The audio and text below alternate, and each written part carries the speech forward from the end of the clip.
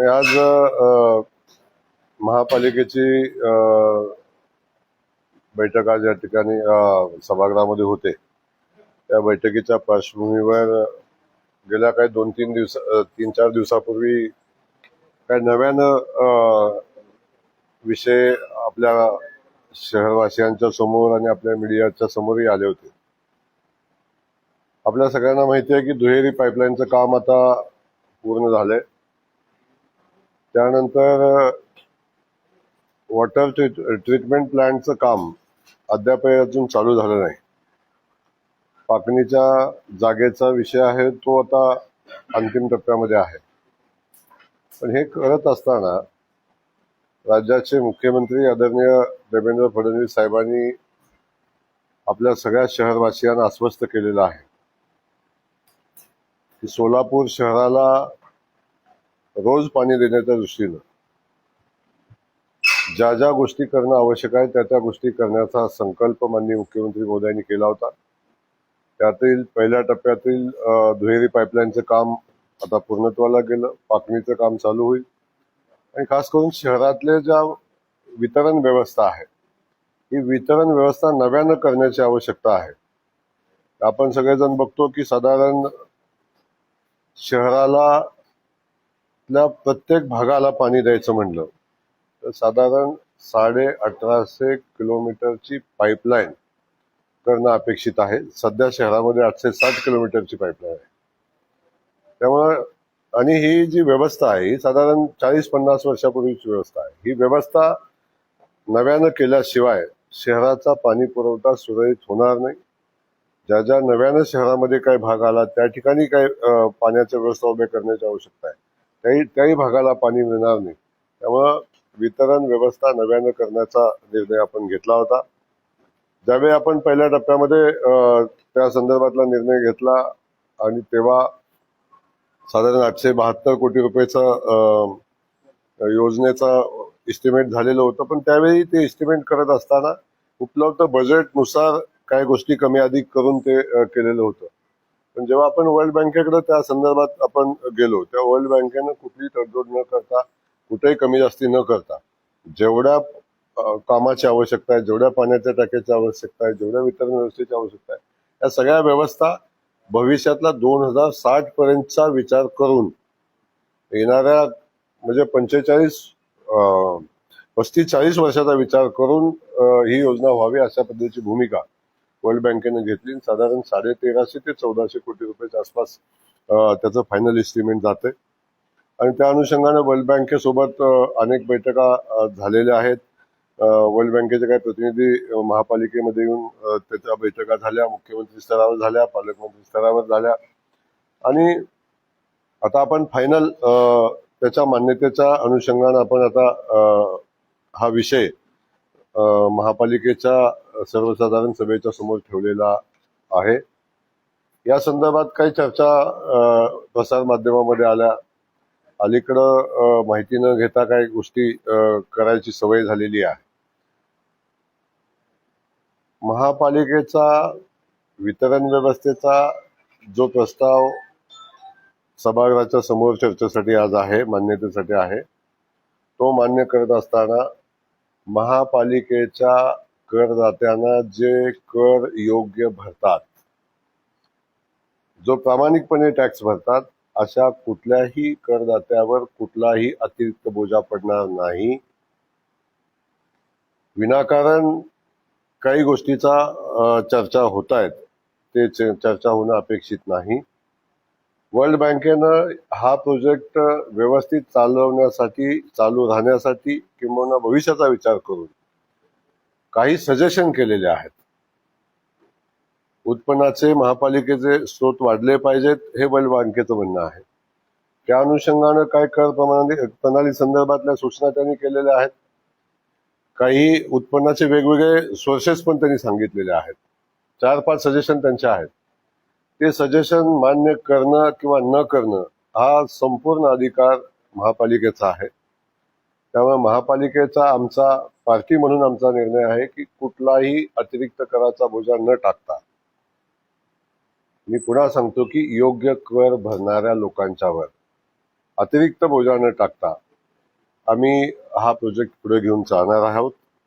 त्यामुळे आजच्या सभेमध्ये जो विषय आहे तो कुठलाही नव्यानं कर न लावता आम्ही तो विषय महापालिकेमध्ये मंजूर आजच्या बैठकीमध्ये होईल आणि महापालिकेच्या या क्षेत्रामध्ये रोज पाणी देण्याचा जो आमचा संकल्प आहे त्या संकल्पाच्या दृष्टीनं आम्ही एक पाऊल पुढे जाऊ.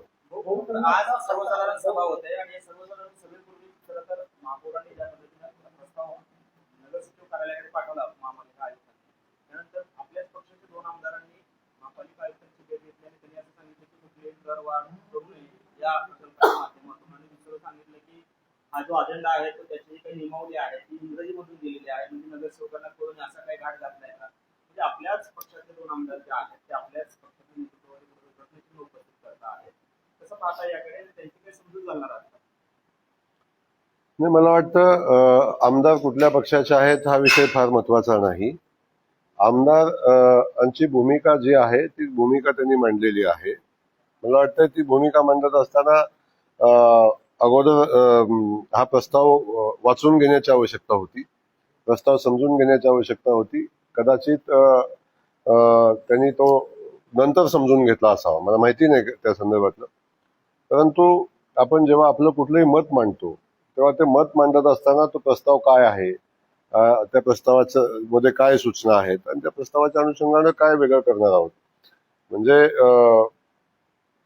शहराच्या नागरिकांच्या समोर जात असताना आपण जबाबदारीने आपली भूमिका मांडली पाहिजे, हे माझ्या दृष्टीने महत्वाचं राहतं. उलट या गोष्टीची माहिती घेणं अपेक्षित होतं.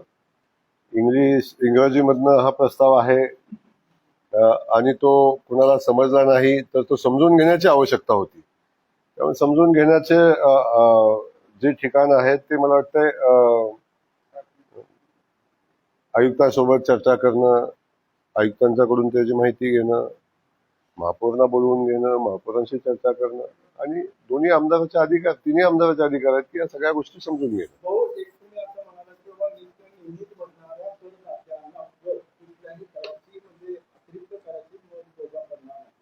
नियमित न भरणाऱ्या आपण बरेच आहेत. आपण जर का तुम्ही बघितलं टॅक्समध्ये 40% रिकव्हरी होते, 60% रिकव्हरी होत नाही. याचा अर्थ स्पष्ट आहे की न भरणाऱ्यांची संख्या जास्त आहे. अशांवर हा बोजा पडला असता. हा बोजा पडायचा संबंधच नाही. कुठलाही भरणाऱ्या न भरणाऱ्या लोकांच्यासाठी वेगळा टॅक्स असतो असा वेगळा. ऐका ना, आपण चांगला ऐकता कमी आणि बाकीच्या गोष्टी अतिरिक्त विषय घेता. मी तुम्हाला क्लिअर सांगितलेलं आहे की महापालिका कुठल्याही करदात्यावर टॅक्स करवाढ करणार नाही. याच्यामध्ये मी पुन्हा सांगितलं का की अनेक करदाते आहेत की जे टॅक्सच भरत नाहीत. अनेक महापालिकेच्या सगळ्या पायाभूत सुविधांचा उपयोग करून घेतात पण प्रॉपर्टीची नोंद महापालिकेला घातलेली नाही. त्यामुळे जे कर भरतायत त्यांच्यावर जे कर भरत नाहीत त्याचा बोजा पडतोय. त्या लोकांचाही बोजा कर भरणाऱ्या लोकांच्यावर पडतो. याचाही विचार करण्याची आवश्यकता आहे. एक दुसरा विषय समजून घ्या. गेल्या 40 वर्षापासून महानगरपालिकेच्या कर प्रणालीमध्ये कुठलाही बदल झालेला नाही, कुठलाही टॅक्सचा वाढ झालेली नाही. म्हणून खर्च कमी झालाय का? खर्च वेगानं वाढलेला आहे. पाणीपट्टी, विजेचे दर, रस्त्याचे दर हे सगळे वेगानं वाढलेले आहेत. हे वाढलेले असताना सुद्धा कुठलाही टॅक्स वाढला नाही. तेव्हा महापालिका चालवणं हे सुद्धा आवश्यक आहे. तरी सुद्धा आम्ही निर्णय घेतलाय की कुठलाही टॅक्स न वाढवता आम्ही ही योजना पुढे घेऊन जातो. त्याच्यामध्ये एक आपण माहिती जागतिक बँकेने घालून दिलेल्या नियमाप्रमाणे पुढील 4 ते 2 ते 3 म्हणजे 2.5 ते पुढच्या 2 असे 5 वर्षाचा सवलत दिली जाईल. कुठल्याही पद्धतीची करवाढ होणार नाही जागतिक बँकेचं म्हणणं आहे. पण तदनंतर तुम्ही जागतिक बँकेचं म्हणणं काय आहे वाचलं नाही, ते वाचून घेतल्यानंतर मग प्रश्न विचारा. हो, याचा अनुभव असा आहे की स्मार्ट सिटीचा करत असताना 350 कोटीची योजना 800 कोटीवर गेली. कारण का त्याच्यामध्ये दरवर्षीचा रेडिएटर दर वाढतो. त्याच्यामध्ये तसं काही तरतूद आहे का याच्यानंतर दर वाढणार नाही? आपण 872 कोटी करतो. 1300 कोटी नंतर योजना ही वेळेत पूर्ण नाही झाली तर फक्त जर हा रेडिएटर दर वाढला म्हणून तो वाढून मागतो. जसं आता पोचनपाडमध्ये लक्षात आलं ती योजना 12 वर्ष चालली. मोदींनी 2016-17 मध्ये केलेली योजना 3 वर्षात पूर्ण करण्याची योजना 26 मध्ये पूर्ण झाली. आता ही याच्यात काही तरतूद आहे का की याच्यानंतर आम्ही रेडिओ दर वाढला तर कुठले कसला ready reckoner radio DSR rate वाढल्यानंतर पण याच्यामध्ये आहे का तसं काही तरतूद की DSR रेट वाढलं तर आम्ही मग त्याचं वाढ होणार नाही, तसं याच्यामध्ये क्लॉज आहे का? आपण पहिला विषय समजून घेतला नाही. 350 कोटी, 872 कोटी आणि 1350 कोटी या तिन्ही योजनाचं इस्टिमेट आपण बघितलं तर त्याच्यामध्ये 872 कोटी रुपयाची योजना होती. तेव्हा किती पाण्याच्या टाक्या होत्या आणि किती किलोमीटरची डिस्ट्रीब्युशन लाईन होती हे आपण बघितलं म्हणजे आपल्या सगळं लक्षात येईल. कुठलाही किंमत वाढली नाही, डीएसआरचा विषय आला नाही, याच्यामध्ये काम वाढलंय. आपण जेव्हा हे काम करत असताना आपल्या बजेटमध्ये बसेल एवढं काम घ्यायचा प्रयत्न अगोदर केला, जे आपलं बजेट होतं. परंतु आता आपलं म्हणणं आहे की शहराचा बजेट न पाहता शहराच्या सगळ्या भागाला पाणी मिळालं पाहिजे, प्रत्येक नागरिकाला पाणी मिळालं पाहिजे. डिस्ट्रीब्युशन सिस्टम आता आपल्याकडे 860 किलोमीटरची आहे, आपण ते 1800-1850 किलोमीटरची करतोय. पाठीमागं आपण ज्या पाण्याच्या टाक्या घेतल्या होत्या आता मला वाटतं त्यापेक्षा दुप्पट पाण्याच्या टाक्या आपण घेतो, कारण ती गरज आहे. वाढीव भाग जो आहे शहराचा, हद्दवारचा भाग आहे, त्याही भागाला पाणी दिलं पाहिजे. तेही नागरिक आहेत, तेही टॅक्स भरतात, त्याही लोकांचा हक्क आहे पाण्यावर.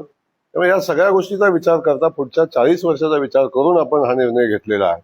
आणि त्यामुळं आता ही योजना झाली तर भविष्यात 40-50 वर्ष कुठल्याही नागरिकाला पाण्याचा त्रास होणार नाही आणि त्या व्यवस्थेवर, वितरण व्यवस्थेवर बोजा पडणार नाही. नाही, विषय हा तसं नाही तो भाऊ, हा विषय तसं नाही. जो DSR रेट वाढला की मग रेट वाढून मागतो. आता स्मार्ट सिटी मध्ये तशी झालेली आहे. तो 350 कोटी त्यांनी रेट वाढून मागतो, त्यामुळे रेट वाढून न देणं याचा क्लॉज काढण्यात गरजेचं आहे. आपण 1872 आहे ना, आपण 1872 2500 कोटी होणार. त्यावेळी कसं महापालिका आपण शहराचे नागरिक आहात, आपण खूप चांगल्या दैनिकाचे पत्रकारही आहात. माझी आपल्याला एक विनंती आहे की DSR रेट वाढणार, काम वाढणार, हा सगळा विषय आपण पाहतो. माझं म्हणणं एवढंच आहे की या टेंडरच्या प्रक्रियेमध्ये काम वेळेत पूर्ण झालं पाहिजे, याचे क्लॉज आहेत. आणि काम वेळेत पूर्ण करणं हे ठेकेदारावर बंधनकारक आहे. त्यामुळं याच्यामध्ये कुठलाही अतिरिक्त बोजा पडणार नाही आणि अतिरिक्त व्यवस्था करायला लागणार नाही. वर्ल्ड बँकेच्या नियमाप्रमाणे काम होईल आणि त्यामुळं ते काम करत असताना अतिरिक्त कुठला बोजा पडणार नाही. त्यामुळे आपलं सहकार्य याच्यात राहिलं पाहिजे. माझं आपल्याला विनंती आहे, 1-2 विषय आपण सातत्यानं पाहतो.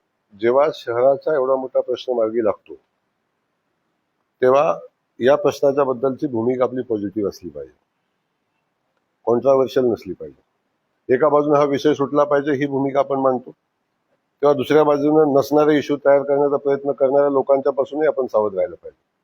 या दोन्ही गोष्टी केल्या पाहिजे. तर माझी विनंती आपल्याला आहे की परवा एक विषय असाच झाला, तो विषय आजच्या बैठकीचा नाही आहे, पण मी तुम्हाला एक सांगतो. या शहरामध्ये लिंगायत समाजाच्या स्मशानभूमीसाठी 2 एकर जागा महापालिकेने दिली. बरोबर आहे, खूप चांगला निर्णय महापालिकेने घेतला. बरोबर आहे, 2 एकर जागा महापालिकेनं लिंगायत समाजासाठी दिली याची कुठेही बातमी छापून आली नाही, आहे का ना? याची कुठेही बातमी छापून आली नाही. पेक्षा अधिक बातम्या कुठल्या छापून आल्या? पेक्षा अधिक कुठल्या बातम्या छापून आल्या? या शहराच्या हिताच्या आहेत का? लिंगायत समाजाच्या स्मशानभूमीच्या संदर्भातला जो विषय आहे, ती स्मशानभूमी ज्या जुन्या स्मशानभूमी आहेत त्या स्मशानभूमी सिद्धेश्वर देवस्थान आता पाहतं, त्याच्यावरचा खर्च करतो. महापालिका जेव्हा इलेक्शन झाली नव्हती तेव्हा प्रशासनानं काय निर्णय घेतलेले, काय ठराव घेतलेले होते. त्या ठरावामध्ये काही लोकप्रतिनिधींनी मागणी केलेली होती की ही स्मशानभूमी कुणाला चालवायला द्यावी. त्यावेळी जो घेतलेला निर्णय आहे, आमच्या दृष्टीनं महापालिकेचे आम्ही पदाधिकारी म्हणून किंवा आम्ही व्यवस्था म्हणून काम करत असताना आमच्या दृष्टीनं समाजाला 2 एकर जागा देणं हे महत्वाचं आहे आणि ते काम महापालिकेनं केलेलं आहे. मग स्मशानभूमी कुणी चालवावी, सिद्धेश्वर देवस्थान आमच्या सगळ्याचा अभिमान आहे. या शहराची प्रचंड नितांत श्रद्धा या सिद्धरामेश्वराच्या मंदिरावर. त्या ट्रस्टीनं ते स्मशानभूमी चालवावी, कारण पूर्वीची ते चालवतात. का ती स्मशानभूमी होडगी मठ तो लिंगायत समाजाचा आमचं श्रद्धास्थान आहे, त्यांनी चालवावं. हा 2 संस्थांमधला विषय आहे. आमचं ऑप्शन एक आहे की दोन्ही संस्थांनी बसून आपापसात ठरवावं आणि समन्वयानं मार्ग काढावा. आणि निघाला नाही तर शेवटी महापालिका म्हणून कुठला तरी निर्णय घ्यायला लागेल, तो निर्णय प्रशासन घेईल. त्यामुळं इथं वादाचा विषयच नाही आहे, इथं महापालिकेचा विषय नाही आहे. परंतु काही जाणीवपूर्वक काही गोष्टी तयार करायच्या, प्रत्येक मिटिंगच्या वेळी प्रत्येक निर्णयावर, चांगल्या निर्णयावर पाणी टाकण्यासाठी. म्हणजे 1200 कोटी रुपयाची पाणी योजना येते त्याच्याविषयी चर्चाच नाही आहे. 2 एकर जागा दिली त्याची चर्चाच नाही आहे. पण त्याच्या पलीकडे जाऊन हे कोणी चालवावं याच्यावर वाद निर्माण करणं मला वाटतं ते उचित नाही. मी मठाधिपतीशी मी बोललो, त्यांना सांगितलं की तुम्ही जो निर्णय द्याल तो आम्हाला मान्य आहे. सिद्धरामेश्वराच्या ट्रस्टीशी बोललो, त्यांनी सांगितलं की तुम्ही जे ठरवाल तो आम्हाला मान्य आहे. वाद नसताना जर दोन्ही ठिकाणी वाद नाही आहे तर वाद निर्माण का होतो? कारण काही शक्ती आहेत या जाणीवपूर्वक हे वाद निर्माण होईल याची व्यवस्था करतायत. जाणीवपूर्वक काही व्यवस्था अशा आहेत की ज्या प्रत्येक निर्णयावर शंका उपस्थित करून झालेल्या विकास कामाबद्दल चर्चा न होता अन्य गोष्टीवर चर्चा करून विकास कामावरचं लक्ष डायव्हर्ट करण्याचा प्रयत्न करतात. आपण शहराचे सगळेजण नागरिक आहोत. माझं म्हणणं आहे चुकेल तिथं आपण अवश्य लोकांना आरसा दाखवण्याचं काम करा. महापौर चुकले, बॉडी चुकली, पालकमंत्री चुकला तर 100% आपण त्याच्यावर बोट ठेवलं पाहिजे आणि ते दाखवलंही पाहिजे. परंतु शहराच्या विकासाचं काम होत असताना, शहराच्या हिताचं काम होत असताना आपली भूमिका पॉझिटिव्ह राहावी अशा पद्धतीची विनंती. आणि कॉन्ट्रोवर्शियल विषयाला किती महत्व द्यावं हे आपण सगळ्यांनी ठरवलं पाहिजे. याची आपण सगळ्यांनी विचार करून शहराच्या विकासाच्या भूमिकेसोबत राहिलं पाहिजे, ही माझी भूमिका आहे. असं जर का म्हणत असाल तर मग याच्यामध्ये समन्वयाचा अभाव कुठेतरी आहे असं वाटतं का? तुम्ही मला म्हणालात की बाबा अद्भुत असे काही लोक आहेत, न देता बोलताय. नाही, मी तुम्हाला सांगितलं की झोपलेल्या माणसाला जागा करणं सोपं असतं, पण झोपेचं सोंग घेतलेल्या माणसाला जागा करणं अवघड असतं. त्यामुळे आता अधिकचं मी बोलणार नाही, परंतु या सगळ्या गोष्टीचा विचार आपण केला पाहिजे. पुन्हा मी तुम्हाला आपल्याला पुन्हा तेच सांगितलं की स्मशानभूमी लिंगायत समाजाला दिली याची चर्चा करूया. कुणाला चालवायचे, कुणी चालवायचे आहे हे त्या दोन्ही संस्थांनी ठरवावं. आणि दोन्ही संस्थांचा समन्वय नाही झाला तर महापालिका ठरवेल. त्याच्यामध्ये कुठलीही शंका कुणी घ्यायचं कारण नाही. महापालिकेला तो अधिकार आहे. पण अधिकार आम्ही कधी वापरू? जेव्हा समन्वयानं मार्ग करायचा विषय येईल. समन्वयानं मार्ग निघाला नाही तर आपण अधिकार वापरू, अन्यथा दोन्ही संस्थांनी मिळून. शेवटी एक आहे की स्मशानभूमीत चालवणं आवश्यक आहे, जागा मिळणं आवश्यक आहे, आणि ती जागा आम्ही दिलेली आहे. त्यामुळे महापालिकेचं मी मनापासून या ठिकाणी कौतुक करेन की आपण लिंगायत समाजाच्या जागेसाठी 2 एकर जागा उपलब्ध करून दिलेली आहे. आणि जी व्यवस्था पुढची करायची आहे ती व्यवस्था पण करतो.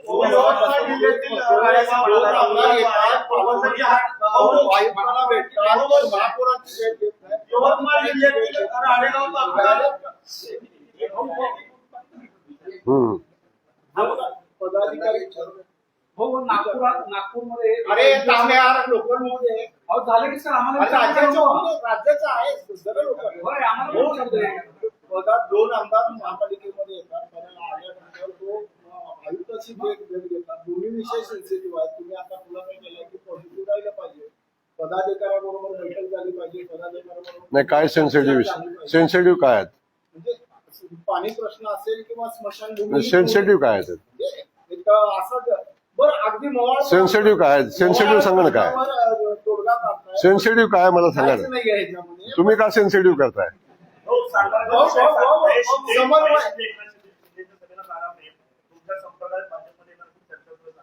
बॅनरवर फोटो पण नाही आहे. आणि ते असं म्हणतायत की मी पूर्वी भाजपमध्ये होतो, मला तिकीट नाही मिळालं म्हणून मी सेनेट गेलो, असं महेश शिंदे म्हणाले. काय त्याच्यावर? आता महेश शिंदेची भूमिका काय असावी हा त्यांचा अधिकार आहे. तो त्यांचा पक्षांतर्गत विषय आहे. भारतीय जनता पक्ष म्हणून महेश शिंदेचे हितचिंतक आम्ही आहोत. आमच्या सहकारी पक्षाचे आमदार आहेत, आमचे मित्र आहेत. आणि तेव्हा ते जे भूमिका घेतील त्या भूमिकेच्या पाठीशी आम्ही ठामपणे उभे असू. महिला परिषदेमध्ये परवा दिवशी लोकसभेमध्ये महिला आरक्षण हो, आपल्या संपर्कात आहेत ना वैशिष्ट्य. आपल्या संपर्कात आहेत, पक्षाला तर स्वागत केलं. अरे आम्ही दोघं दिवसातून 2 वेळा बोलतो, संपर्कात असायचं काय कारण आहे? हो, शरद पवार जिल्ह्यातील राळेगाव तालुक्यात आहे तो हिंदुत्व कार्यकर्त्यांनी आज बंदची हाक दिली आहे. राळेगाव तालुका नाही मला त्या ठिकाणी 34 मुली ज्या आहेत त्या आदिवासी समाजातल्या गेल्या 6 महिन्यापासून बेपत्ता आहेत. मानवी तस्करी असल्याचा आरोप भाजप जिल्हा नाही मला कल्पना नाही, मी माहिती घेतो. महिला आरक्षण विधेयक चला झाल्यावर त्यांच्यासोबत एक प्रश्न मी तेव्हा पुन्हा पॅटेलला विचारला होता की एकच मिनिट महापालिकेची सभा चालू होते, महापौरला जाऊ द्या, मी बोलतो तुमच्याशी. शिस्त पालन समिती शिस्त पालन समिती असावी अशी अपेक्षा व्यक्त केली होती. आता माजी नगर सध्याचे विद्यमान नगरसेविका हे उपोषणाला बसले. कोण पवार म्हणून आहेत ते उपोषणाला कोण बसले. पवार? महामारी श्रद्धा पवार ते का? उपोषणाला बसले. रस्त्यामध्ये भ्रष्टाचार झाला असं त्यांची मागणी आहे. त्याची चौकशी व्हावी, संबंधितांवर कारवाई व्हावी. ह्या सगळ्या गोष्टी होत आहेत. मी तेव्हा पण म्हणालो शिस्त पालन समिती अपेक्षित आहे का महापालिकेमध्ये? नाही आता श्रद्धाताई आमच्या भगिनी आहेत, त्या का बसलेल्या आहेत मला कल्पना नाही. मी माहिती घेईन आणि त्याच्यावर मी नक्की उत्तर देईन. हो, लोकसभेमध्ये महिला आरक्षण विधेयक नामंजूर झाल्यावर खासदार आपले प्रणिती शिंदेने भाजपचं इथनं राष्ट्राची सुरुवात झाली असं म्हणलेलं आहे. त्याच्यावर आपलं काय म्हणणं? मुळात एका महिला खासदारांनी महिला विधेयकाला विरोध करणं मत आणि त्यानंतर त्याचं बडेजावी करणं मला वाटतं हे त्यांच्या बौद्धिक ऱ्हासाचं लक्षण आहे. मला याच्यावर अधिकचं बोलायचं नाही, परंतु मी एक सांगेन, आदरणीय मोदीजींनी लोकसभा आणि विधानसभेमध्ये महिला विधेयक मंजूर व्हावं, महिलांना त्यांचे अधिकार मिळावेत, खास करून विधानसभा आणि लोकसभेमध्ये महिलांचं प्रतिनिधित्व 33% असावं, ही भूमिका घेतली. तेव्हा सगळ्या देशातल्या महिला भगिनींनी त्याचं स्वागत केलं, देशवासियांनी त्याचं स्वागत केलं. आजपर्यंत साधन सुचितेच्या गप्पा मारणारा काँग्रेस पक्ष आणि त्यासोबत महिलांच्या अधिकाराची सातत्यानं जाणीव करून देणारे महिला खासदार आपले, या लोकांनी महिला विधेयक कसं मंजूर झालं नाही आणि मंजूर झालं नाही म्हणून आनंदोत्सव साजरा करणं, याच्यापेक्षा दुर्दैवाची गोष्ट कुठली असू शकत नाही. आणि मी आज सांगतो, भारतीय जनता पक्षाचा ऱ्हासाचा विषय येतच नाही, पण जो काँग्रेस पक्षाचा ऱ्हास आज होताना आपण सगळेजण पाहतोय, त्याच्यातला हा शेवटचा विषय होता. आज देशातल्या 50% महिला, लोकसंख्येच्या 50% आमच्या महिला भगिनी आहेत. या महिला भगिनी याचा बदला घेतल्याशिवाय राहणार नाहीत. याचे परिणाम ज्या ज्या लोकांनी महिला विधेयकाला विरोध केलाय त्या त्या पक्षाला भोगावे लागतील. त्यामुळं भारतीय जनता पक्ष, आदरणीय मोदीजींची भूमिका ठाम आहे. आज जरी बहुमतानं म्हणण्यापेक्षा अपेक्षित असणाऱ्या मेजॉरिटीनं ते विधेयक मंजूर झालं नाही, तरी आम्ही पुन्हा ते विधेयक मंजूर करू आणि महिला भगिनींना त्यांचा अधिकार देऊ, ही भारतीय जनता पक्षाची भूमिका आहे. त्याच्यामध्ये आम्ही थांबणार नाही, आम्ही आमचे प्रयत्न करत राहू. भाऊ, नागपुरातील एका एनजीओमध्ये काम करणाऱ्या तरुणीवर धार्मिक नियम आणि परंपरा पाळण्यासंदर्भात दबाव आणलाय असं एक धक्कादायक प्रकार पुन्हा एकदा समोर आलाय. कुठं तर नाही, मी माहिती घेऊन सांगतो, मला त्यातली माहिती नाही. भाऊ, आता विधान बस परिषद घेतो. आहे. मी तेव्हा पण म्हणालो 225 सीटचा कोटा आहे सोलापूरमध्ये, सोलापूर आणि अक्कलकोट. अपेक्षा आहे सर्वसामान्य कार्यकर्त्यांची की स्थानिकच मिळावा, बाहेरून नको, नको असा काही निर्णय मला आहे का? मला अपेक्षा आहे. मला कसं असेल? मला आपल्यासारख्या म्हणजे पुरोगामी विचाराच्या पत्रकाराकडून हा प्रश्न अपेक्षित नाही. आपण आता अगोदर जिल्ह्याच्या बाहेरच्या माणसाला बाहेरचं म्हणत होता, पण जिल्ह्यातल्या माणसाला बाहेरचं म्हणायला लागला, याच्यापेक्षा दुर्दैवी गोष्ट कुठली असू शकत नाही. मला वाटतं अशा पद्धतीचा प्रश्न विचारणं सुद्धा मला वाटतं ते संयुक्तिक नाही. आपण ज्या जिल्ह्यामध्ये राहतो त्या जिल्ह्यामधल्या पत्रकारांनी बाहेरचा थोपू नका आणि आतला थोपू नका, जिल्ह्याच्या बाहेरचा उमेदवार उभा केला तर नक्की आपला प्रश्न वाजवी आहे. या जिल्ह्यातला, या मातीतला प्रत्येक नागरिक हा जिल्ह्याचा आहे आणि त्याला ही निवडणूक लढायचा अधिकार आहे आणि त्याला जो पक्ष निर्णय घेईल तो त्या अनुषंगाने पुढची कारवाई होईल. तो जिल्हा परिषदेमध्ये स्वीकृत नगरसेवक स्वीकृत झडपी सदस्य घ्यायचा ते जी.आर. आलेला आहे का? नाही, त्याची राज्यपालांची सही झालेली आहे. त्याची नियमावली बनवायचं काम चालू आहे. आता मी आज गेल्यावर उद्या परवा त्याची बैठक होईल आणि नियमावली फायनल होईल आणि येणाऱ्या 8-10 दिवसामध्ये तर जी आर निघून जाईल. सकारात्मक सगळे विषय घेतले पाहिजे अशासाठी पक्षाच्या वरिष्ठ नेत्यांना आणि कार्यकर्त्यांना काय समजलं?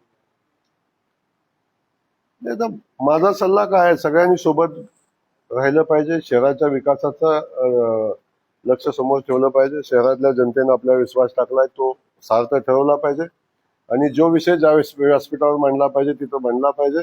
आणि अनेकदा काय होतं की आपल्या अज्ञानानं आपल्याला यातल्या काही गोष्टी माहिती नाहीत असंही आपल्या निदर्शनास येतं. ते प्रदर्शन लोकांच्या समोर जाऊ नये. गुणरत्न सदावर्ते सातत्याने वादग्रस्त विधान करतात. आता सत्तेतल्या मंत्र्यालाच ते असं म्हणतात गांडोळे असा उल्लेख प्रताप करण्यात काय सल्ला? मला माहिती नाही ते काय म्हटलेले आहेत, परंतु सगळ्यांनी एकमेकाचा सन्मान केला पाहिजे. बस की.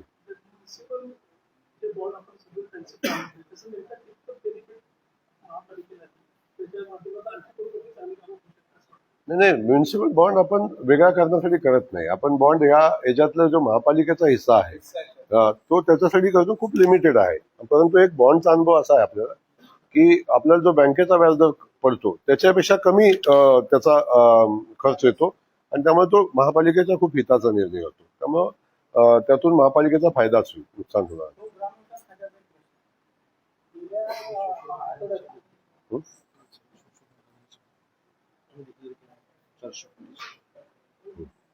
हा, गेल्या आठवड्यात आपण एक आदेश दिला गेलो आणि दर संवर्गातल्या बदल्यांचे आदेश स्थगित केले पाहिजे. त्याचा जनगणनेसाठी खरंच फायदा होईल का? कारण भ्रष्टाचाराचा एवढा मोठा जे वाढलेला आहे तिथं, त्याला पण त्याचं नुकसान होणारच आहे. कसलं? जिल्हा परिषद मधल्या कर्मचाऱ्यांच्या बदल्यांना आपण स्थगित केली. तेच कर्मचारी वर्षानुवर्ष तिथंच आहेत. आपण एक समजून घ्या की ज्या सूचना केंद्र सरकारकडून आलेल्या होत्या की जनगणनेच्या संबंधित असणाऱ्या कर्मचाऱ्यांच्या बदल्या थांबवल्या पाहिजे, त्या अनुषंगानं आपण निर्णय घेतला क आणि ड वर्ग. त्याच्यामध्ये काही सुधारणा करायचा मी प्रयत्न करतोय. जी लोक जनगणनेच्या कामाशी संबंधित आहेत अशा लोकांच्या बदल्या संदर्भात निर्णय करायचा विषय विचार करतोय. मी तेव्हा निर्णय घेतला तेव्हा मी बघितलं की अनेक लोक असे आहेत क आणि ड वर्गातील ज्यांचा जनगणनेशी काही संबंध नाही. अशाही लोकांच्या बदल्यांना स्थगिती या निमित्ताने मिळते. परंतु त्याच्यामध्ये काही सुधारणा करायचा माझा विचार आहे, विचाराधीन आहे. मी गेल्यावर चर्चा करेन. दुसरा एक विषय असा आहे, गेल्या 8-10 दिवसापासून सोलापूर शहर असेल किंवा जिल्हा असेल, वीज वितरण कंपनीकडून व्यवस्थित वीज पुरवठा होत नाही. नुसती साधी हवा आली तरी लाईट 2 तास लागली. त्याच्याबद्दल आपल्याला कंट्रोल स्मार्ट मीटर आले पण कारभार स्मार्ट झाला नाही. पालकमंत्री म्हणून आपलं काही नियंत्रण आहे का नाही? कशावर नियंत्रण पाहिजे? वीज पुरवठा जो आहे मला वाटलं वाऱ्यावर नियंत्रण आहे का नाही.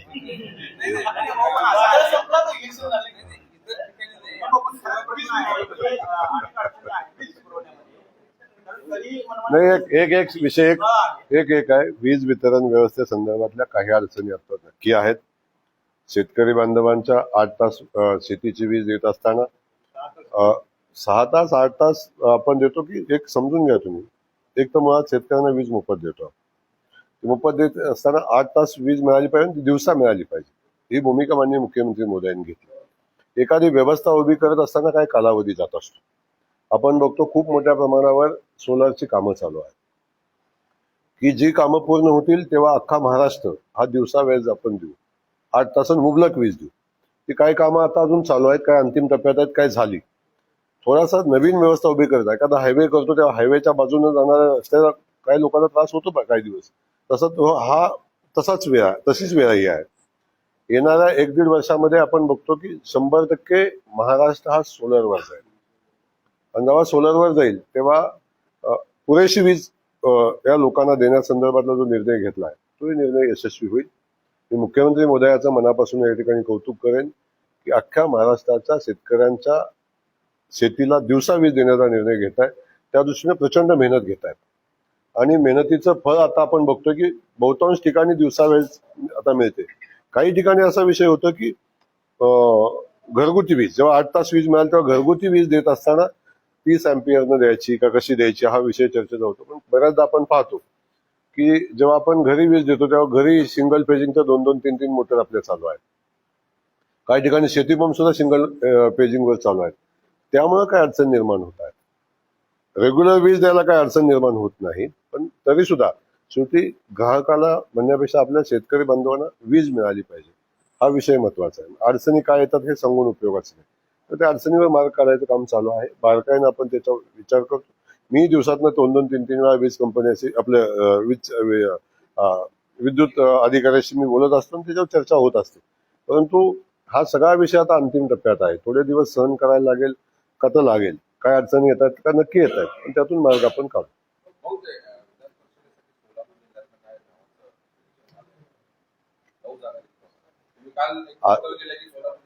अजून मला तुम्ही अंदाजच व्यक्त केला नाही कुणाला मिळेल, मग कुठल्या गटाला मिळेल, कशी होईल आणि मग कुणावर अन्याय होईल हे तुम्ही काहीच सांगत नाही. त्यामुळे मी असं डायरेक्ट कसं नाव घेऊ कुणाचं.